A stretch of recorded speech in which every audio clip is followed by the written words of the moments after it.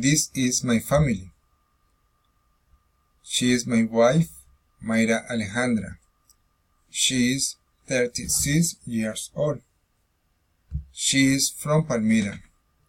She is shabby and short. She is a teacher.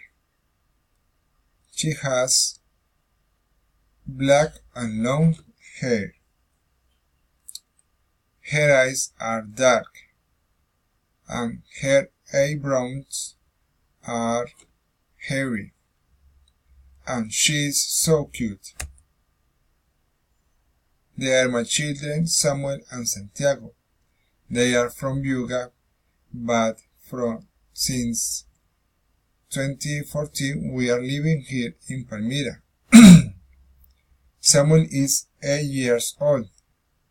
He is in 3rd grade of primary school. He is studying English. He is big. He has black and thick hair, and he used to use a short hairstyle. Santiago is 6 years old. He is in 2nd grade. He is studying English too. His hair is dark brown. He is slim, and he usually is so friendly. And this is me. I am 32 years old. I work at Home Center. I study at UNAT. I am studying industrial engineer. I am from Palmira. I am tall. I have brown skin.